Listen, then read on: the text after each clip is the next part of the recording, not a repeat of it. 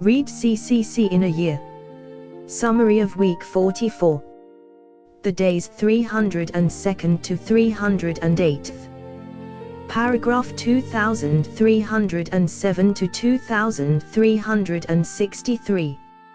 Respect for life and the call to pure love, peace, chastity, and the dignity of the human person.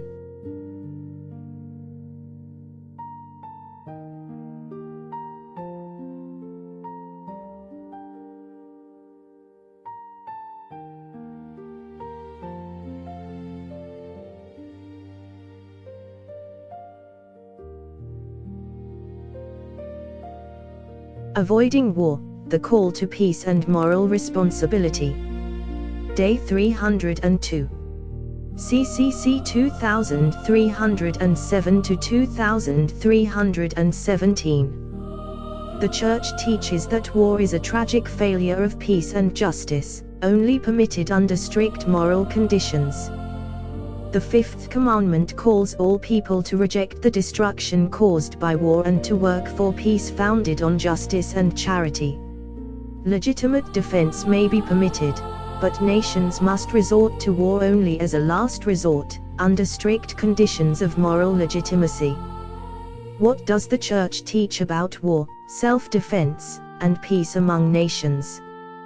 The deliberate destruction of human life is forbidden, and war is always an evil marked by injustice and suffering. Therefore, the Church urges prayer and action to overcome the ancient bondage of war.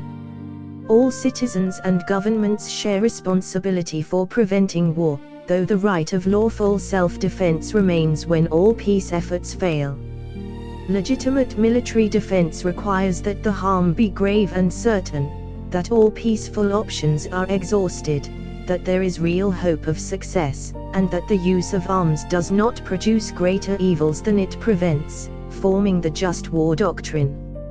Soldiers who defend their nation honorably serve the common good and the cause of peace, while conscientious objectors must serve society in other ways. Even in war, moral law endures. Genocide, torture, and attacks on non-combatants are grave sins and must be condemned, regardless of orders. The arms race, while seen as deterrence, undermines peace and diverts resources from the poor. The arms trade must be strictly regulated for the common good. True peace will not come from weapons or fear, but from overcoming injustice, inequality, and pride through charity, fulfilling the prophecy of turning swords into plowshares. The sanctity of human life. Day 303. CCC 2318 to 2330. Respect for life from conception to death. Human life is sacred, for God alone is Lord of life and death. From conception to natural death, every person's dignity must be upheld. The Church condemns murder, abortion, euthanasia, and suicide, while permitting legitimate defense. Peace and justice reflect God's holiness. In brief, God, the author of life, every living being exists by God's will, human life belongs entirely to Him. Sanctity of human life, from conception to natural death, every human life is sacred, created in God's image. Grave sin of murder, taking an innocent life, violates the dignity of the person and the holiness of the Creator.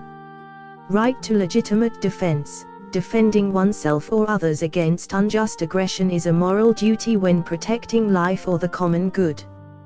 Condemnation of abortion, every child has a right to life from conception. Direct abortion is a grave moral evil punished by excommunication.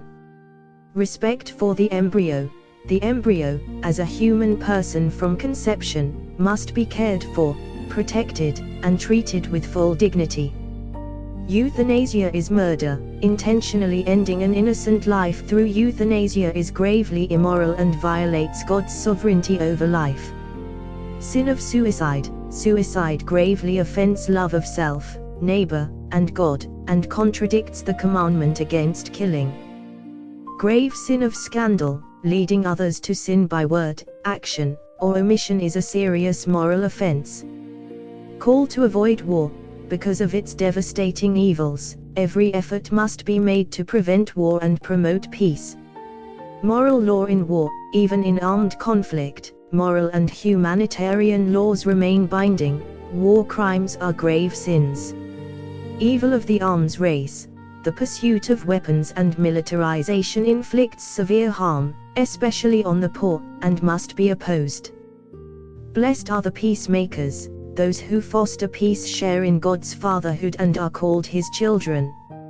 Male and female He created them, the gift and vocation of human love. Day 304. CCC 2331 to 2336. Human sexuality is God's design, expressing love, communion, and life within the dignity of male and female. Created in God's image, man and woman share equal dignity and a vocation to love, reflecting divine communion. Their complementarity is ordered toward marriage, family, and the gift of life. What does the sixth commandment reveal about God's plan for human sexuality? God, who is love, created humanity in His image, male and female, calling them to live in communion and to share in His creative love. Sexuality affects the whole person, body, soul, affection, and capacity for relationship, and is ordered toward love and life. Every person must accept and honor their sexual identity. The complementarity of man and woman serves the good of marriage, family, and society.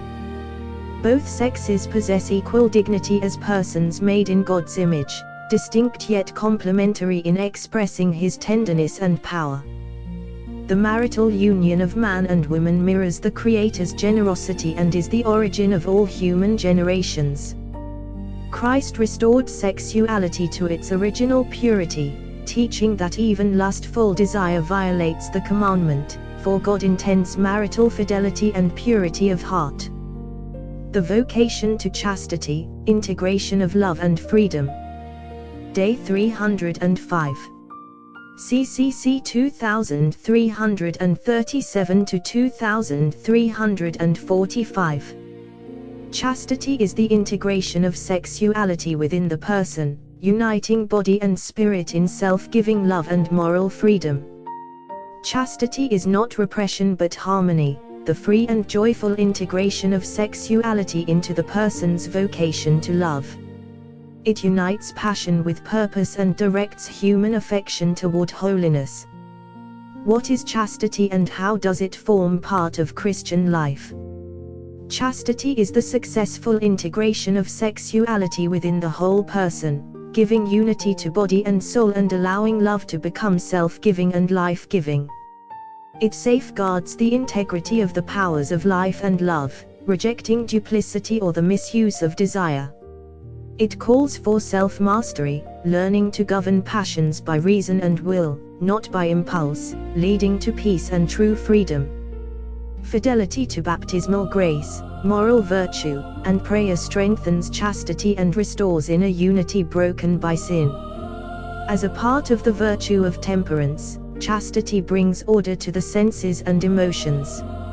It is a continual journey, requiring renewed effort throughout life, especially in youth.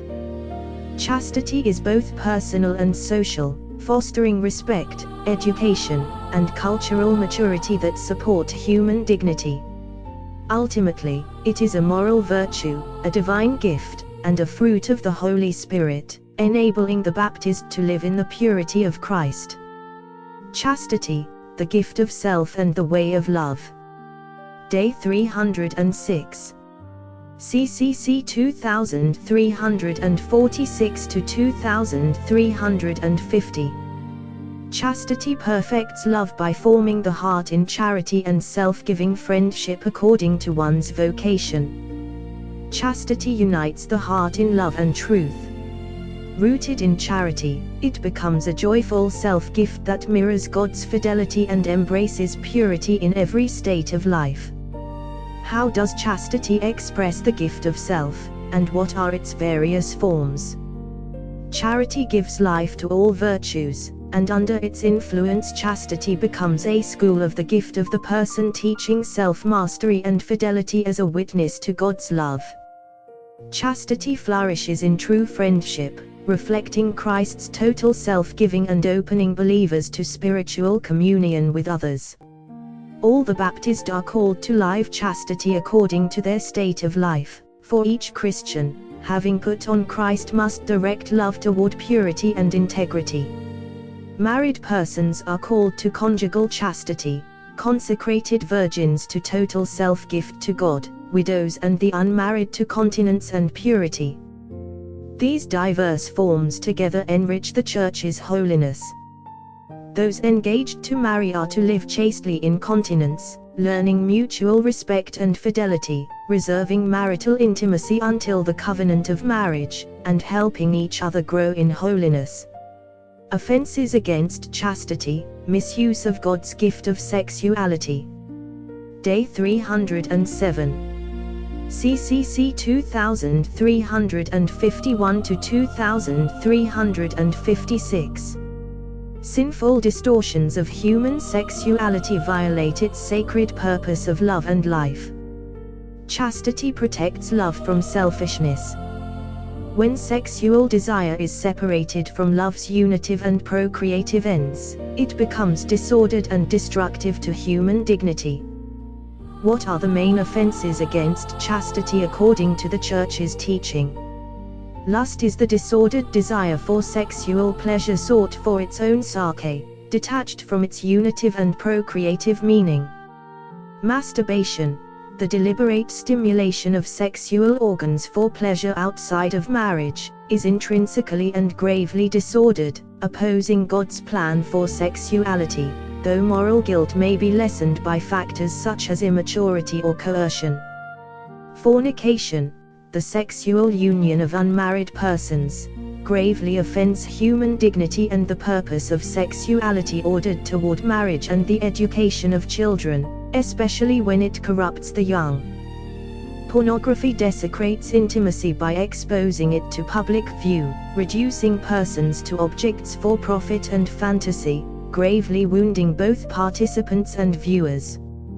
Prostitution degrades the person, violating their baptismal dignity and the sanctity of the body as the temple of the Holy Spirit, though culpability may be reduced in cases of coercion or poverty.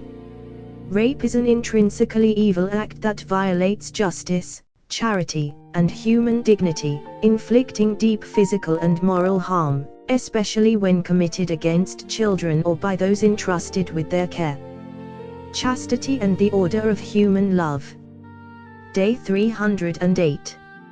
CCC 2357 to 2363.